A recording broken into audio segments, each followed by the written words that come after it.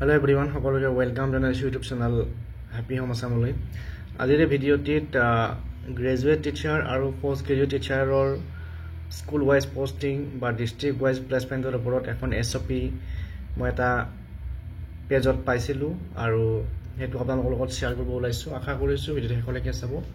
যিসকলে চেনেলটো নতুনকৈ আহিছে সাবস্ক্ৰাইব কৰি ল'ব। তো এই লেটাৰখন আমাৰ অসম চৰকাৰৰ মাধ্যমিক শিক্ষা বিভাগৰ ডাইৰেক্টৰৰ ফালৰ পৰা Inspector of School বিলাকলৈ পঠিওৱা হৈছিল আৰু ইয়াত সাবজেক্টটো দেখিছে Standard Operating Procedure for District Wise Placement and School Wise Posting of Postgraduate Teacher and Graduate Teacher of Different Government Provincialized Secondary School. তো ইয়াতে এখন হৈছে লেটাৰ আৰু এই লেটাৰখনত এখন SOP গাঁঠি দিয়া হৈছে যিখন অসম চৰকাৰৰ শিক্ষা বিভাগৰ পৰা এই SOP খন ইস্যু হৈছে।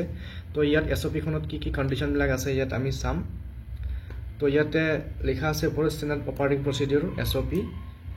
তো ইয়াতে প্ৰথমতে recruitment process recruitment process shall be duly undertaken and results shall be declared as per merit and reservation policy of the state. অৰ্থাৎ merit basis আৰু reservation policy follow কৰি পেলাই final result declare কৰা হ'ব।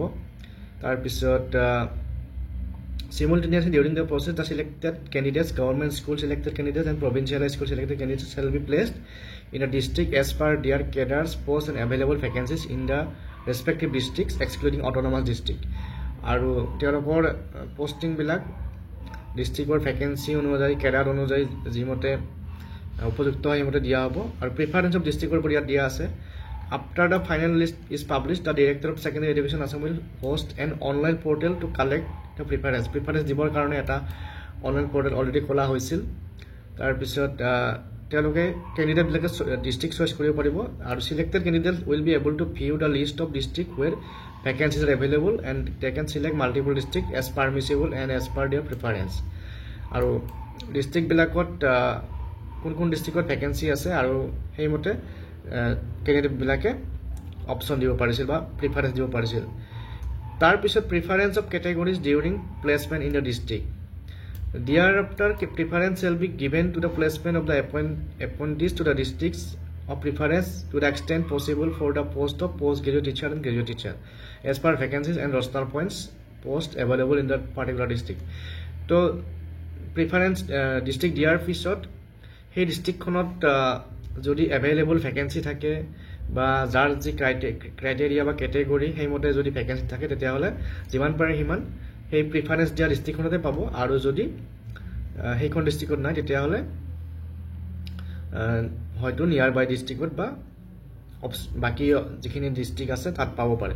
তাৰ পিছত এইখন SOP আপোনাৰ পঢ়িছিলে গম পাব ইয়াতে আৰু প্ৰিফাৰেন্স দিয়া হ'ব কিছুমানক। প্ৰথমতে নাম্বাৰ 1 PWBD ক্যান্ডিডেট প্ৰিফাৰেন্স দিব first preference, female candidate second preference আৰু মেল ক্যান্ডিডেট থাৰ্ড প্ৰিফাৰেন্স। অৰ্থাৎ যিখিনি PWBD ক্যান্ডিডেট আছে তেওঁলোকে nearest school bilak poor chances ase.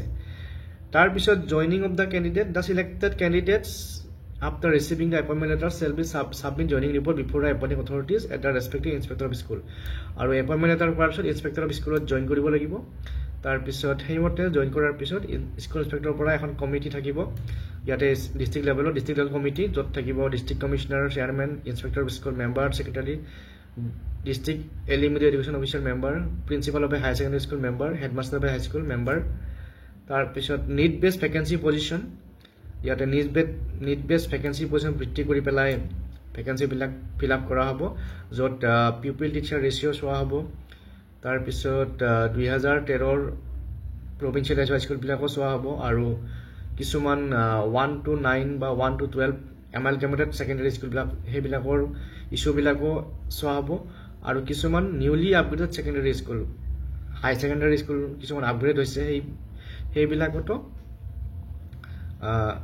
Graduate teacher তেনেকুৱা গ্ৰেজুৱেট টিচাৰ যাৰ পোষ্ট গ্ৰেজুৱেট ডিগ্ৰী আছে তেনেকুৱা ধৰণৰ গ্ৰেজুৱেট টিচাৰক এপইন্টমেন্ট দিয়াৰ ক্ষেত্ৰত গুৰুত্ব দিয়া হ'ব। গতিকে এইখিনি হৈছে SOP আৰু ইয়াত আপোনালোকে পঢ়ি চালে ভালকে বাকি ইয়াতে কিছুমান আৰু কিছু ইম্পৰ্টেন্ট পইণ্ট আছে আৰু এই SOP খন হয়তো বহুতে পাইছে যিসকলে পোৱা নাই ভিডিওটোত চাব চাই পেলাই পঢ়ি চালে বুজি পাব। গতিকে আজিৰ এই ভিডিওটিত এই নোটিছখন বা এই SOP খন শ্বেয়াৰ কৰিলো। পুনৰ লগ পাম নেক্সট ভিডিওত। ধন্যবাদ।